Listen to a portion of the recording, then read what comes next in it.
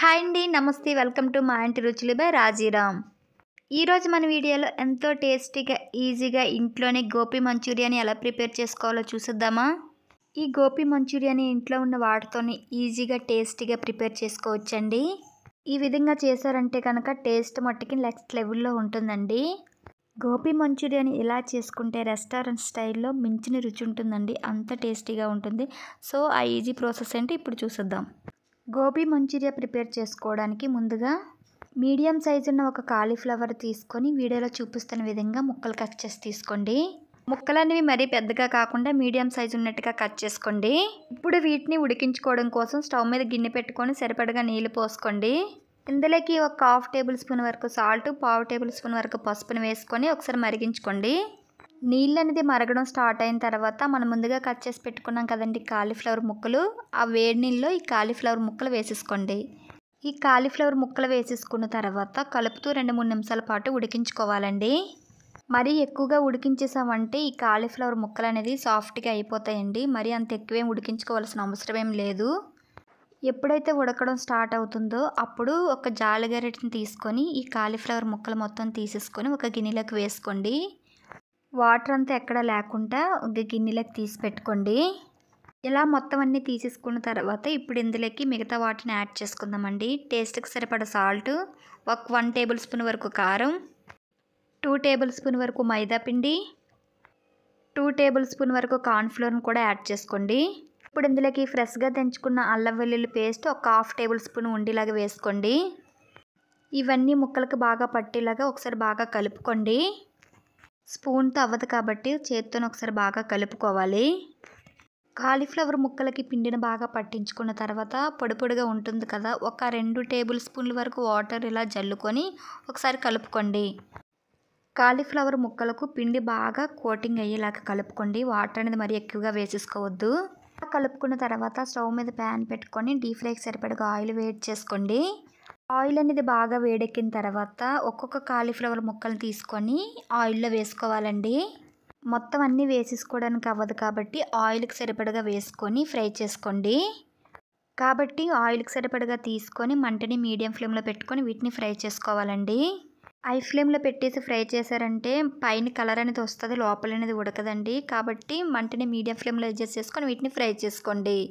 మధ్యలో కలుపుకుంటూ వీడియోలో చూపిస్తున్న విధంగా ఇలా క్రిస్పీగా ఫ్రై చేసుకొని వేరే ప్లేట్లోకి తీసుకోవాలండి.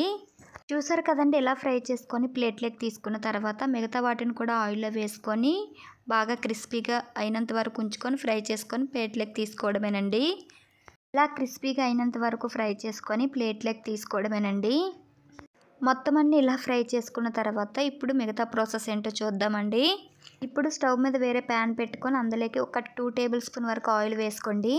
నూనె అనేది బాగా వేడెక్కిన తర్వాత సన్నగా తురుము పెట్టుకున్న వెల్లుల్లిపాయ ముక్కలు 1 టేబుల్ స్పూన్ వేసుకోండి. సన్నగా తురుముకున్న అల్లం ముక్కలు 1 టేబుల్ స్పూన్ వేసుకోండి. ముక్కలుగా కట్ చేసుకున్న 2 పచ్చిమిరపకాయ ముక్కలు కూడా వేసుకొని ఒకసారి కలుపుకోండి. వీటిని దోరగా ఫ్రై చేసుకున్నాక ఒక ఉల్లిపాయ తీసుకొని చిన్న ముక్కలుగా కట్ చేసుకొని వేసుకొని వీటిని కూడా ఫ్రై చేసుకోండి. వీటిని ఫ్రై చేసుకున్నప్పుడు మంటని హై ఫ్లేమ్లో పెట్టుకొని ఫ్రై చేసుకోవాలండి. వీటిని లో ఫ్లేమ్లో పెట్టుకొని ఫ్రై చేసుకుంటే టేస్ట్ అనేది తెలియదండి. ఎప్పుడు హై ఫ్లేమ్లో పెట్టుకొని ఫ్రై చేసుకోవాలండి ఇలాంటి వాటిని. టేస్ట్ బాగుంటుందండి. ఇలా ఉల్లిపాయ ముక్కలు దోరగా ఫ్రై చేసుకున్నాక ఒక 2 టేబుల్ స్పూన్ వరకు టమాటా సాస్, టేబుల్ స్పూన్ వరకు గ్రీన్ చిల్లీ సాస్ని వేసుకున్నానండి. మీ దగ్గర గ్రీన్ చిల్లీ సాస్ లేకపోతే రెడ్ చిల్లీ సాస్ని కూడా వేసుకోవచ్చు. టేబుల్ స్పూన్ వరకు సోయా సాస్, 1 టేబుల్ స్పూన్ వరకు వెనిగర్ వేసుకొని ఒకసారి బాగా కలుపుకోండి. మంటని హై ఫ్లేమ్లో పెట్టుకొని ఒకసారి బాగా కలుపుకోండి. ఇప్పుడు ఇందులోకి ఒక 1/2 టేబుల్ స్పూన్ వరకు మిరియాల పొడి, 1/2 టేబుల్ స్పూన్ వరకు సాల్ట్ని కూడా వేసుకొని ఒకసారి బాగా కలుపుకోండి. ఆల్రెడీ సాసులో సాల్ట్ ఉంటుంది కాబట్టి ఒక 1/2 టేబుల్ స్పూన్ వరకు సాల్ట్ వేసుకోండి. బాగా కలుపుకున్న తర్వాత ఇందులోకి ఒక 1/2 కప్పు వరకు నీళ్ళని పోసుకొని కలుపుకోండి. ఇది ఉడికిలోపు వేరే గిన్నె తీసుకొని అందులోకి 1 టేబుల్ స్పూన్ వరకు కార్న్ఫ్లోర్ పిండిని తీసుకోండి. కొద్దిగా నీళ్లు పోసుకొని పిండి ముద్దలు అనేవి ఎక్కడా లేకుండా ఒకసారి బాగా కలుపుకోండి.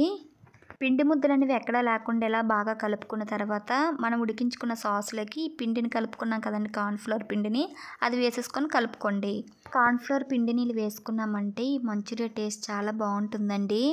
ఇలా ఒక 2 నిమిషాల పాటు ఇలా ఉడికించుకున్నాక మీకు ముద్దగా ఎక్కడైనా అనిపించినట్టయితే కొద్దిగా నీళ్ళు వేసుకొని కన్సిస్టెన్సీని అడ్జస్ట్ చేసుకోండి. నిమిషాలు ఉడికించుకున్న తర్వాత మనం ముందుగా ఫ్రై చేసి పెట్టుకున్నాం కదండి కాలీఫ్లవర్ ముక్కలు, అవి వేసేసుకొని బాగా కలుపుకోండి. మంటని హై ఫ్లేమ్లో పెట్టుకొని బాగా కలుపుకోవాలండి. సాసెస్ అన్నీ బాగా ముక్కలకు పట్టేలాగా కలుపుకోండి. కలిపేసుకున్న తర్వాత మీ దగ్గర స్ప్రింగ్ ఆనియన్స్ ఉంటే పైన వేసుకొని కలుపుకోండి. నా దగ్గర లేవు కాబట్టి వేసుకోవట్లేదు. ఇలా టాస్ చేసుకున్న తర్వాత స్టవ్ ఆఫ్ చేసుకొని సర్వ్ చేసుకోవడమేనండి. అంతేనండి, ఇంట్లోనే రెస్టారెంట్ స్టైల్లో ఈజీగా గోబీ మంచూరియాని ఎలా ప్రిపేర్ చేసుకున్నామో చూసారు కదండి. టేస్ట్ అనేది చాలా చాలా బాగుంటుందండి. క్రిస్పీగా జ్యూసీగా చాలా రుచిగా ఉంటుంది. మీరు ఎప్పుడైనా గోబీ మంచూరియాని చేయాలి అనుకుంటే ఈ విధంగా చేసి చూడండి. టేస్ట్ అనేది చాలా బాగుంటుంది. రెస్టారెంట్కి వెళ్ళి తినే పనే ఉండదండి. ఇంట్లోనే ఈజీగా ప్రిపేర్ చేసుకోవచ్చు. మీరు కూడా మీ ఇంట్లో డెఫినెట్గా ట్రై చేసి ఎలా వచ్చిందంటే కామెంట్ బాక్స్లో కామెంట్ చేయండి. ఇదే కాకుండా మీ ఫ్రెండ్స్కు మీ రిలేటివ్స్ కూడా షేర్ చేయండి. మరెన్నో టేస్టీ సింపుల్ రెసిపీస్ కోసం నా ఛానల్ సబ్స్క్రైబ్ చేసుకోవడం మట్టుకు మర్చిపోకండి. పక్కనే ఉన్న బెల్ ఐకాన్ క్లిక్ చేస్తే నేను ఏ వీడియోస్ పెట్టినా నోటిఫికేషన్ మీ దాకా వస్తుంది. Thanks for watching. Bye friends.